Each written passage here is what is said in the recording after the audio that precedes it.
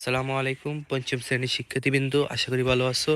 আজকের এই ভিডিওতে আমরা তোমাদের প্রাথমিক বিজ্ঞান বইয়ের অষ্টম অধ্যায়ের 84 নং পৃষ্ঠার যে অনুশীলনী সমাধান রয়েছে তা করে নেব, অর্থাৎ পুরো অনুশীলনীটা সমাধান দেখে নেব।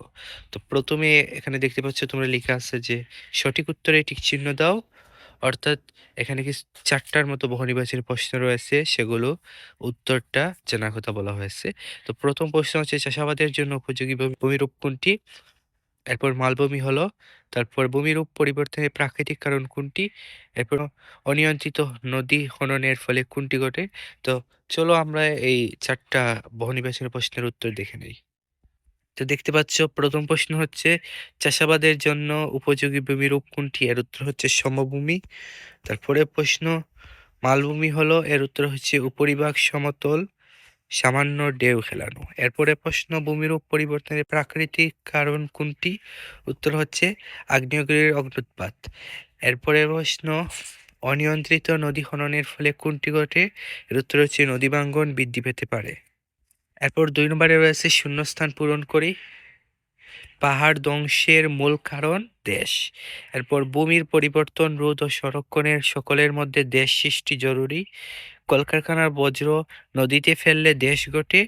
দেশ ভূমিরূপ পরিবর্তনের অন্যতম প্রাকৃতিক কারণ। চলো এগুলোর উত্তরটা দেখে নেই। শূন্যস্থানটার উত্তর হচ্ছে ক, পাহাড় ধ্বংসের মূল কারণ ভূমিধস। এরপর ভূমি পরিবর্তন রোধ ও সংরক্ষণে সকলের মধ্যে সচেতনতা সৃষ্টি জরুরি। এরপর কলকারখানার বজ্র নদীতে ফেললে পানি দূষণ ঘটে। ভূমিকম্প ভূমিরূপ পরিবর্তনের অন্যতম প্রাকৃতিক কারণ। তারপর 3 নম্বরে দেখতে পাচ্ছ সংক্ষিপ্ত প্রশ্ন। 2টা সংক্ষিপ্ত প্রশ্ন আছে। প্রথম প্রশ্ন, পাহাড়ের ডালে চাষের ফলে পাহাড়ি ভূমিরূপের কি ধরনের পরিবর্তন হতে পারে? ব্যাখ্যা করো। তারপর ভূমিরূপ পরিবর্তনের মানবসৃষ্ট দুটি কারণ লিখো। চলো এই 2টা প্রশ্নের উত্তর দেখে নিই। উত্তর হচ্ছে পাহাড়ের ডালে চাষের ফলে পাহাড়ি ভূমিরূপের কি ধরনের পরিবর্তন হতে পারে? এর উত্তর হচ্ছে পাহাড়ের ডালে চাষ করলে মাটি আলগা হয়ে যায়, ফলে বৃষ্টির সময় পানি ধুয়ে পাহাড় ধসের সৃষ্টি করে এবং পাহাড়ের স্বাভাবিক ভূমিরূপ নষ্ট হয়। 2 নম্বর প্রশ্ন, ভূমিরূপ পরিবর্তনের মানবসৃষ্ট দুটো কারণ লিখো। এর উত্তর হচ্ছে পাহাড় কাটা এবং নদীতে বাঁধ ও রাস্তা নির্মাণ করা। তারপর 4 নম্বরে রয়েছে বর্ণনামূলক প্রশ্ন। চলো এই 2টা প্রশ্নের উত্তর আমরা দেখে নিই। প্রথম প্রশ্ন হচ্ছে ভূমি সংরক্ষণ কাকে বলে? ভূমি ও পরিবেশ সংরক্ষণ গুরুত্বপূর্ণ কেন? ব্যাখ্যা করো।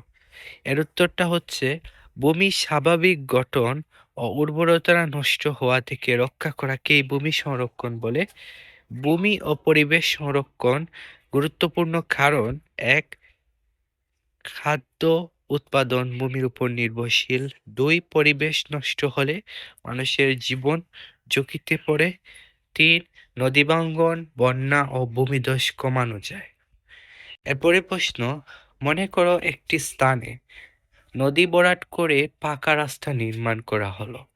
এমন কার্যক্রমে ওই স্থানের ভূমিরূপ ও পরিবেশে কী ধরনের প্রভাব পড়তে পারে? ব্যাখ্যা করো। তো আমি এটির ব্যাখ্যা করেছি বলতে পয়েন্ট আকারে লিখে দিয়েছি, তোমরা এটা আরো লম্বাও করতে পারো। নদী ভরাট করে রাস্তা নির্মাণ করলে নদীর স্বাভাবিক প্রবাহ বন্ধ হয়, জলাবদ্ধতা ও বন্যা সৃষ্টি হয়, আশপাশের ভূমিরূপ পরিবর্তন হয়, পরিবেশ ও জীববৈচিত্র্য ক্ষতিগ্রস্ত হয়।